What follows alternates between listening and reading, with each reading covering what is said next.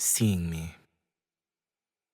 I shift my gaze away from hers as we sit in this circle surrounded by strangers, really strangers ourselves.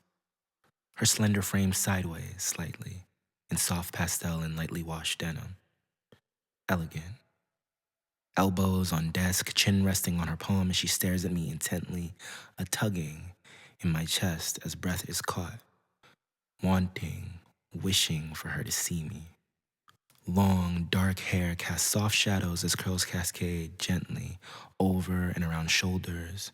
A few strands fall before her features, dancing playfully with her smile, waiting just before her lips. Her nose curving perfectly, as it always does, accented, glinting softly with muted gold.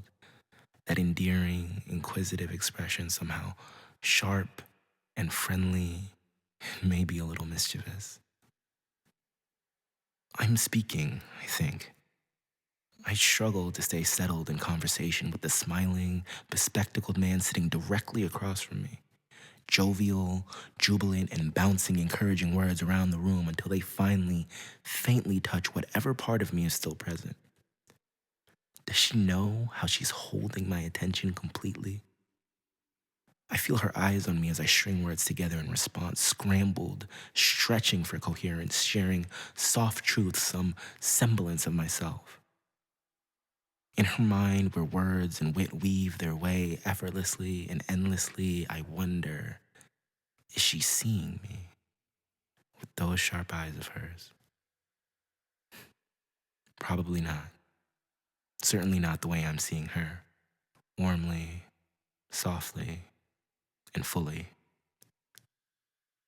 I'm seldom seen that way, and if I am, it's always short and shallow while I am swallowed up in my own stillness, longing for light to be shed on this small, cracked thing that sits in my chest and shakes when I speak now. I didn't used to fear this way, drowning self discoveries in doubt and deprecation, dismissing and diminishing my own dreams as delusion.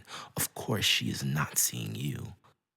Voices drone on endlessly, louder and louder and louder. Of course, she is not seeing you. And she is probably not, but she is certainly not seeing me the way I've seen myself. Cruel and parasitic, actually heavier under the weight of depression cycled eyes poking at my new layers, rejection brought too deep into cores that should be unshaken by externality. Sullen and vampiric, seeing nothing worth reflecting in mirrors, my brain still in a fog that never lifted, leaving me a quarter step slower and easily exhausted. I don't know when exactly I began to see my heart's tugging as a violent, ugly thing, dangerous in its power, but now I scribble small shieldings, pen protection to hold back waves, wondering if any beautiful bit of myself I share feels less beautiful because I share it. Should I just be silent? Others seem to think that way, reading my feelings with discomfort and disgust, begging me with their eyes to pack it up. My heart work invasive somehow, not just unwanted or unrequited, which is usual and understandable, but ugly, desperate maybe, like blackened hands outstretched, seeking, chasing away. But to be seen is to be sat with someone sitting across from you, looking without fear, perhaps a bit of curiosity, amusement, burgeoning familiarity. So I hope she is seeing me, but probably not.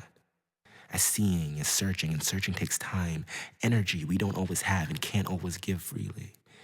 That which I haven't had myself, but she feels intentional. Perhaps not in my direction, but intentional nonetheless.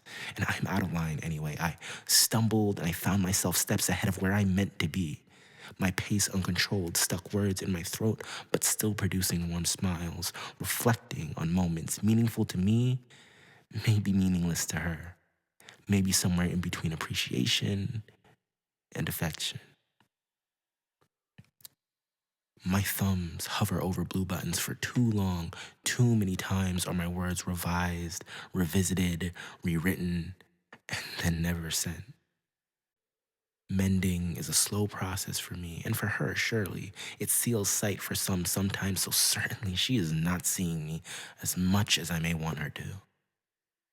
But I do have this, these written reflections, a patchwork mirror, a spotlight turned back. If no one else is looking, seeing me, if she is not seeing me, my feelings voided, trapped in pitch dark, perhaps now, by my own pen, I am seen.